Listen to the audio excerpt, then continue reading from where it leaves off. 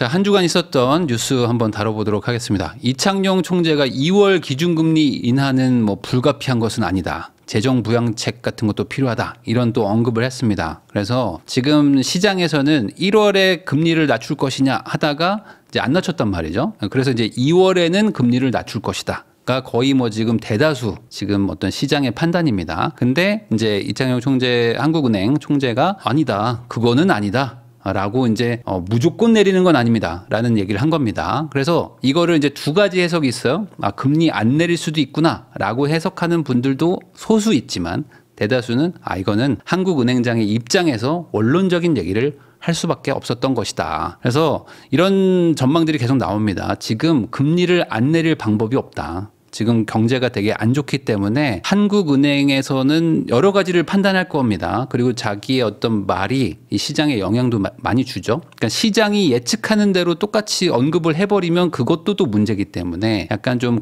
뭐랄까요. 템포 조절을 하는 것도 있겠죠. 그렇지만 지금 상황이 뭐 좋지는 않다. 그래서 동결이나 뭐 이런 것들은 어렵지 않을까. 왜 그러냐. 지금 국책연구기관이죠. KDI에서 올해 성장률을 더 낮추는 걸로 지금 보고 있습니다. 그래서 하향 조정을 했어요. 거기다가 지금 뭐 추경을 해야 된다 해서 한국은행도 얘기도 하고 지금 뭐 정치 쪽에서도 지금 경제를 살려야 되니까 예산을 더 편성합시다. 그러면 그 20조 30조를 어디서 가져오는데 이거 국채 발행해야죠. 한마디로 적자 보면서 추경을 더 반영하자 뭐 이러고 있거든요. 그러니까 한마디로 시장에 돈을 더 풀어야 되는 것도 지금 급박한데 여기서 금리를 안 낮춘다? 그러면 어쩔 건데? 라는 얘기들이 지금 계속 나오고 있단 말이에요. 그러니까 아마 낮추지 않을까? 라고 지금 보는 게 정배인 거죠. 왜 그러냐? 이게 지금 해외 이제 투자은행들이 올해 한국은 한 3번에서 한 4번 정도는 금리 내릴 것 같다. 그러니까 한마디로 1% 정도는 더 내려간다는 거예요. 왜 그러냐? 이게 한국 경제 지금 되게 안 좋잖아요. 거기다가 금리 인상의 가장 주목적은 물가 안정인데 한국의 물가는 이미 안정된 지 오래입니다. 그런 상황에서 여기서 지금 이 금리를 가지고 외부의 자금 유출되는 거 거기다가 뭐 지금 부동산 시장이나 어떤 자산 시장의 버블을 막겠다라는 논리 때문에 지금 이렇게 있는 건데 사실 여러분들도 더 잘 알지만 지금 이 내수 경제가 정말 안 좋잖아요. 그러다 보니까 뭐 자영업자분들 너무 지금 힘들고 그러니까 한마디로 지금 시장에 돈이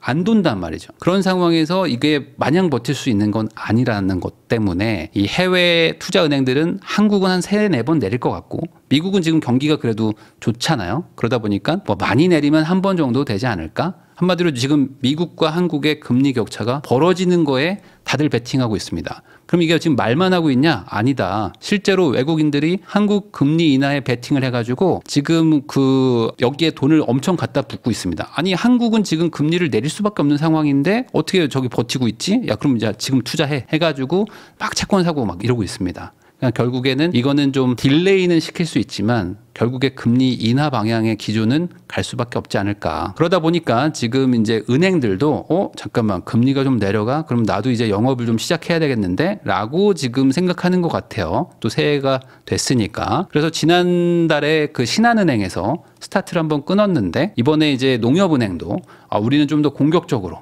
최대 한 0.6%를 낮추겠다. 주담대 주기형 상품이니까 이제 주택담보대출을 낮추겠다는 겁니다. 그럼 0.5, 0.6이면은 꽤 많이 내려가는 거죠. 물론 이게 최대기 때문에 우대금리 해가지고 뭐 이거저거 붙겠지만 그래도 어쨌든 지금 추세가 금리를 좀 낮춰서 영업을 좀 하겠다. 라는 게 이제 시작이 됐다는 거죠. 그래서 지금 뭐 빠르면은 뭐 한 3, 4월 정도 그때쯤 되면은 어느 정도 금리 인하가 체감되기 시작할 걸로 추정할 수 있을 것 같습니다. 거기다가 지금 뭐 5주 만에 다시 고개 든 서울 집값 무슨 조짐 뭐 이런 얘기가 나오고 있는데 사실 이거는 뭐랄까요 기사를 위한 기사일 수도 있습니다. 왜 그러냐면 이게 주간 아파트 매매가 변동률인데 사실 뭐 0.05 뭐 이런 거예요. 그러니까 이게 뭐 0.01 뭐 빠져도 0.04 뭐 이런 거니까 사실 이게 그냥 약보합 뭐 강보합 정도 수준인 거죠. 그냥 계속 그냥 보합세를 유지하고 있는 거기 때문에 여기서 뭐 요 정도 올라갔다고 해서 고개를 들었다라고 말하기는 좀 어려운 거지. 이건 되게 지금 현미경으로 땡겨서 보고 있는 거고 멀리서 보면 그냥 계속 그냥 평행선을 가고 있다고 보시면 됩니다. 어찌됐든 간에 지금 이 상황에서 경제는 지금 뭐 계속 안 좋아지고 있는데 내수도 힘들고 그러면 여기서 이제 금리를 낮추게 되면은 금리를 낮춘다는 거는 댐의 둑을 낮추는 거기 때문에 결국에 물이 넘쳐서 들어오기 시작합니다. 유동성이라는 돈이 들어오는 거죠. 그럼 이 돈이 들어올 때 당연히 이제 정부나 뭐 이제 경제계에서는 이게 그 어떤 뭐 내수나 뭐 이런 소비로 많이 좀 돈이 갔으면 싶겠지만 사실 그렇게만 갈 수는 없잖아요. 금리라는 건 그냥 전방위적인 영향을 주는 거니까 당연히 자산 시장으로도 좀 올 겁니다. 그래서 그 돈이 뭐 지금 미국장도 막 좋고 막 코인도 막 이런 상황이다 보니까 아마 꽤 많은 돈은 좀 금융 시장으로 갈 것 같아요. 뭐 신용 대출을 받는다든지 뭐 이런 식으로 해가지고 뭐 투자하시는 분들도 있고 일부는 또 이제 부동산으로 막 가겠죠.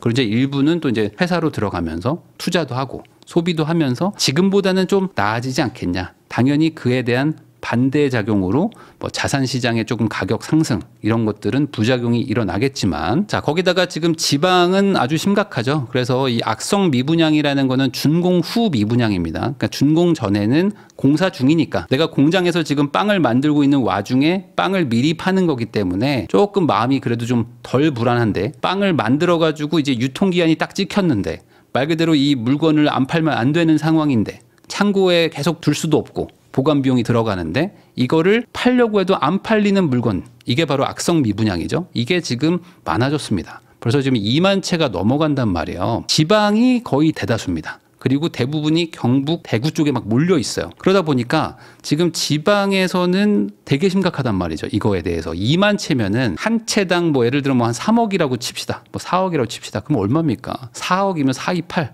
8천억인가요? 그러니까 엄청나게 큰 돈이 지금 묶여 있는 상태인데 이거를 좀 팔고 싶어도 뭐 지금 다주택 규제도 많죠. 거기다가 뭐 어디에 다 막혀 있어요.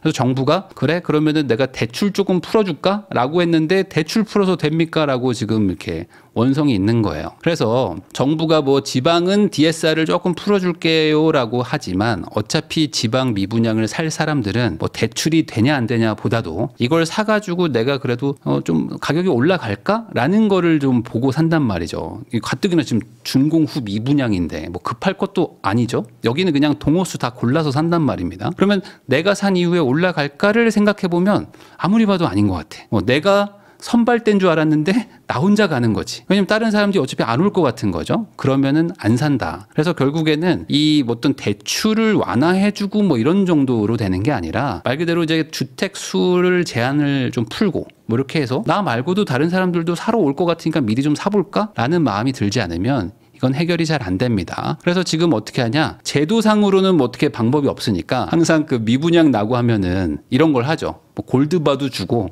뭐 벤츠도 주고 뭐 여행권 뭐 크루즈도 막 보내주고 막 이런 걸 합니다. 그러면 이제 많은 분들이 그런 얘기를 하죠. 그러면 차라리 분양가를 깎아라 라고 하지만 분양가를 또 못 깎는 이유가 있어요. 이미 또 분양을 했기 때문에 먼저 산 사람들이 있죠. 내가 5억에 산 사람이 있어요. 근데 이 분양가를 깎아? 그러면 어떻게 됩니까? 이게 골치 아파지는 거거든요. 나중에 대출 받는 거에도 좀 문제가 생기고 거기다가 기존에 산 사람이 뻔히 내가 두 눈 뜨고 있는데 이걸 가격을 깎으면 나도 깎아줘라. 안 깎아줘? 그러면 막 현장 아파트 입구 막아버리고 이런 것들 막 또 생기거든요. 그러다 보니까 이제 다른 걸로 막 혜택을 주려고 하는데 이게 중요한 게 아니죠. 어차피 내가 산 이후에 다른 사람이 이걸 더 사주려나? 이게 지금 감이 전혀 오지 않는다는 겁니다. 그러다 보니까 안 된다. 거기다가 지금 취득세도 엄청 높잖아요. 취득세가 지금 13.4%가 최대입니다. 그러면 뭐 단순히 계산해서 10억짜리 사면은 세금만 1억 4천만 원이에요. 1억 4천만 원. 그러니까 엄청나게 많이 내고 사야 되는데 누가 이걸 사겠습니까? 그리고 서울 집을 팔고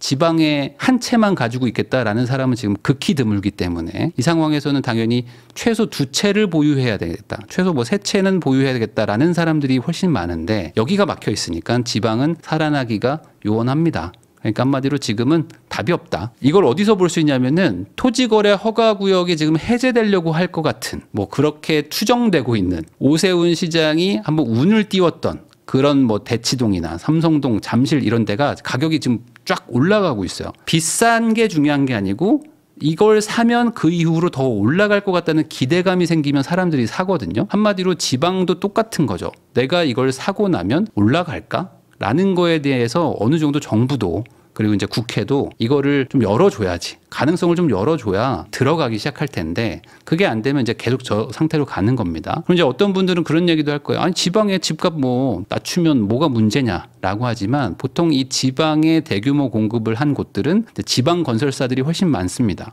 그럼 그 지방 건설사들에서 일하고 있는 분들도 당연히 그 지방 거주자들이 훨씬 더 많겠죠. 거기에 일하는 일용직이나 아니면 관련된 이제 기술 노동자들도 다 그쪽 인근에 사는 분들이 많거든요. 그러면 그런 분들의 직장이 지금 엄청나게 힘들다는 거예요. 한마디로 지방 경제들이 되게 안 좋아지는 거죠. 그러니까 지방은 더 망가집니다. 그렇게 되면 지방에 있는 돈이 좀 있는 분들은 야, 지방 이제 답 없다. 안 풀어주려나 보다. 야, 그럼 이거 팔고 야, 지금 사러 가자. 했는데 마침 토지거래 허가구역을 풀어줄 것처럼 보여. 그러면 야, 그러면 저기 대치동에 하나 사자. 미리. 더 오를 수도 있으니까. 라고 생각하는 거죠. 그러니까 지금 정부의 정책과 국회의 지금 세법이나 이런 것들이 지방에 있는 걸 팔고 서울로 오세요라고 지금 적극 권장하고 있다. 그러니까 이게 과연 맞는 건가? 그래서 지금 지방에도 거의 2,500만 명 이상이 살고 있는 이 대한민국에서 계속 서울로 돈을 보내라고 하는 정책이 여전히 먹히고 있다는 거는 이거 지방 분들도 한번 생각을 해봐야 되는 겁니다. 이게 맞나? 라는 거에 대해서 스스로들도 한번 고민을 해보세요. 그래서 이거는 정치권에다가 좀 요구도 할 필요가 있거든요. 우리 동네에서 돈 빼가지고 서울에 집 사세요라는 정책을 지지할 것인가. 자, 지방 미분양 폭탄 위기에 건설사가 준공전 미분양도 세제 지원을 좀 요청을 하고 있습니다. 왜냐하면 지금 앞으로 악성 미분양이 될 것 같은 게 더 많아요. 앞으로 더 있습니다. 그러니까 이거를 미리미리 조금 뭐 적체된 거를 좀 해소를 시켜줘야 이게 어느 정도 좀 숨통이 트일 텐데 이대로 가면은 이제 금융위기 때처럼 이제 뭐 건설사들 이제 막 부도 나고 이제 그 콘크리트인 상태로 이제 그대로 이제 멈춰 있는 아파트들도 이제 막 나타나고 준공 다 해가지고 겉에서 봤을 때는 신축 아파트 같은데 안에 인테리어는 하나도 안 돼 있고 뭐 이런 것들도 이제 나타나기 시작할 겁니다. 그래서 이거를 어쨌든 지방 경제 살리기라는 개념으로 좀 접근을 해야 될 상황까지 온 거예요. 이대로 가면 심각하다. 그렇지만 국토부는 뭐 굳이 지금 뭐 지원할 단계는 아니다라고 지금 넘어가고 있습니다. 자, 2022년, 23년에 인허가 받은 지방주택은 절반은 첫 삽도 못 떴다. 이런 얘기가 나오는 것처럼 인허가 받아도 소용이 없죠. 지금 분양을 해도 안 될 것 같고 짓고 있는 것도 미분양인데 내가 뭐하러 지금 공급을 하냐라는 것 때문에 이 건설사의 장점이라고 해야 될까요? 건설사는 뭐가 있냐면 사람과 돈만 있으면 결국에 일이 돌아가거든요. 딱히 공장이라는 게 없잖아요. 현장에서 짓는 거니까. 그래서 역설적으로 건설 경기가 안 좋아지기 시작하면 사람들을 막 내보냅니다. 쫙 내보내요. 핵심 인력만 내비두고 나머지 사람들을 막 잘라버려요. 왜냐하면 경기가 안 좋아지면 쉽게 이 노동력을 해고할 수 있거든요. 그러니까 지금 이렇게 지방 경기가 안 좋은 거에다가 미분양까지 쌓이기 시작하면은 당연히 건설 업계 쪽에서는 해고가 많이 일어날 수밖에 없는 거죠. 그러면 그분들이 또 이제 또 2차적인 어떤 경제에 부담을 주는 거라서 이 상황을 계속 지켜보는 게 맞는 건가라는 생각도 좀 듭니다. 그러면 어떤 분들은 또 왜 지방 건설사를 살려야 되는 거예요? 뭐 굳이 뭐 건설사들 돈 엄청 벌었는데 라는 얘기도 하시는데 그렇게 돈을 많이 벌었으면 망하진 않겠죠. 그리고 그 돈들은 대부분 다음 사업을 위해서 또 땅을 사놨습니다. 또 땅 사가지고 대출 조금 받아가지고 인허가 하고 있었던 땅에 다 묶여 있어요. 그러다 보니까 지금 이 건설사들 그냥 이대로 망하는 것밖에 없는 거예요. 5년간 32% 올랐다. 치솟는 공사비에 건설업계 죽을 맛이다. 그러니까 이제 원가는 올라가는데 분양가는 높아지지 않는 상황. 거기다가 이제 각종 규제도 많아지고 이제 그 어떤 뭐 고급화 이런 거에 대한 수요도 점점 높아지고 있는데 이 눈은 고급화로 가 있는 소비자들이 원가는 높아진 거를 인정을 못하는 딱 지금 그 구간이죠. 그러다 보니까 야 분양가가 뭐 이렇게 비싸? 야 무슨 뭐 춘천에 이 가격이 말이 돼? 뭐 야 무슨 뭐 강원도에 이 가격이 말이 돼? 하고 있단 말이죠. 근데 약간 고급스러운 걸 또 원해. 그러다 보니까 이제 막 미분양이 막 나기 시작하는 겁니다. 거기다 워낙 단기간에 이게 이 원가가 올라가고 막 하다 보니까 이제는 답이 없는 거죠. 그러다 보니 지금 이제 이 건설업계는 이제 뭐 파산 아니면 뭐 그냥 뭐 어떻게든 버티고 들어간다. 라고 생각하고 있는 것 같습니다. 자, 재건축 공사비 후불 청구서 매섭다. 뭐 원자재값 인건비 인상해서 지금 뭐 입주 직전인데 공사비 때문에 다시 뭐 공사비 협상하자고 입주를 막아버리고 뭐 이런 단지들도 막 나오고 있어요. 그러니까 그만큼 결국에 원가 이상의 돈을 벌자고 이윤을 남기자고 건설업도 하는 건데 이 이윤 보장이 안 되기 시작하니까 이제 공급이 안 되는 것이고 이 공급이 안 되면 결국에 언젠가는 또 한번 또 터지거든요. 그러면 그게 또 나중에 또 올 텐데 지금 당장은 심리가 좀 이렇게 위축돼 있고 하다 보니까 야 뭐가 문제야라고 하시는 분들이 많지만 또 지나고 나면 그때 공급했어야 되는데 라는 얘기가 또 반복될 것 같습니다. 자, 전셋값 폭등 주범 임대차 입법 손질 나선다. 폐지보단 개선이 바람직하다라고 해서 국토부가 국토연구원에게 의뢰를 맡겼던 용역이 하나 있습니다. 도대체 임대차 입법이죠. 신고제 빼고 계약갱신 청구권하고 전월세 상한제가 어떤 영향을 준 것인지 좀 보고서를 정리해달라라고 용역을 맡겼는데 그게 나왔습니다. 나왔는데 상당히 심각한 영향을 줬다. 이건 뭐 모두가 알죠. 모든 국민들이 이제 뭐 몇 년간 그동안 체감을 했으니까 전세가가 엄청나게 급등하고 민간 임대 시장이 이제 완전히 뭐 붕괴되고 뭐 무너지는 수준이었죠. 전세를 얻는 사람 그리고 전세를 주는 사람이 예전엔 그래도 뭐 좋게 해결하던 문제를 이제 소송으로 가고 뭐 서로 막 뭐 비난하는 수준을 넘어가지고 이제 뭐 이제 고소하고 뭐 대법원까지 가고 죽이네 살리네 막 했었던 거. 거기다가 뭐 전세가 막 급등하고 막 5억짜리 전세가 순식간에 막 7억 8억까지 올라갔던 일들이 고작 몇 년 전입니다. 근데 이 임대차 입법이 여전히 그대로 살아 있어요. 바뀐 게 거의 없어. 그러니까 지금 같이 약간 뭐 위축돼 있는 상황이니까 뭐 해결됐나라고 생각하시겠지만 이게 또 한 번 이런 일들이 다시 일어날 겁니다. 그래서 폐지를 하거나 아니면 지자체한테 자율적으로 맡기거나 아니면은 지금처럼 민간에서 임대인 임차인들끼리 알아서 하거나 뭐 아니면은 뭐 계약갱신 청구권은 뭐 보장하되 이 상한제를 뭐 10%로 올리거나 뭐 이렇게 총 4가지의 안을 제시를 했습니다. 물론 이게 뭐 법적인 효력이 있거나 뭐 정부 정책의 방향성은 아니기 때문에 그냥 단순한 아니지만 저는 뭐 개인적으로는 폐지를 하는 게 제일 좋을 것 같고 만약에 뭐 굳이 바꾼다면은 그냥 3년으로 한다든지 2+2 최소한 +2만 없애줘도 훨씬 좀 시장이 안정화될 것 같은데 뭐 정부가 지금 손질하겠다고 마음 먹어도 아무 의미 없습니다. 어차피 국회에서 이걸 동의하지 않으면 뭐 안 바뀌기 때문에 정부가 바꾸겠다고 그동안 말했던 부동산 정책의 거의 90%가 하나도 안 바뀌었습니다. 그러니까 이거는 좀 지금 야당에서도 이걸 좀 개선을 해야 된다는 거를 좀 알아주셨으면 좋겠는데 쉽지 않을 것 같습니다. 이거는 나중에 또 한번 좀 크게 한번 또 불길이 또 붙으면 그제서야 또 바꿀려나? 잘 모르겠어요. 나중에 한번 또 전세 때문에 한번 시끌시끌할 것 같습니다. 또 올랐네. 서울 대학가 원룸 평균 월세 57만 원에서 61만 원으로 올랐다. 지금 그 최근 한 2년간 빌라랑 오피스텔 이런 소규모 비아파트 공급이 거의 없었습니다. 거의 없다시피 했고 특히 이제 서울은 더 부족했죠. 그러다 보니까 지금 원룸이라고 할 만한 그리고 그나마 좀 살기 좋다고 말할 수준, 살기 좋다고 말할 수준의 월세들이 지금 막 올라가고 있는 추세입니다. 그래서 강남은 뭐 진작에 100만 원 넘었고 다른 동네들도 지금 뭐 60만 원, 70만 원 막 가고 있는 겁니다. 예전만 해도 뭐 한 4, 50만 원에 구하던 게 지금 6, 70만 원 정도까지 막 올라가 있는 상태다 보니까 좀 부담이 되죠. 근데 그렇다고 뭐 안 살 수는 없고 또 여기서 출퇴근도 해야 되고 하다 보니까 지금 막 계속 올라간다. 가장 비싼 곳이 이화여대 인근인데 월세 74만 원에 관리비 10만 원이다. 그러니까 대학교 보내면 애한테 이제 매달 한 90만 원 정도, 90만 원 정도 집값으로 보내주고 용돈도 좀 줘야 되고 학비도 내고 뭐 이렇게 한다면은 이제는 이제 부담이 되죠.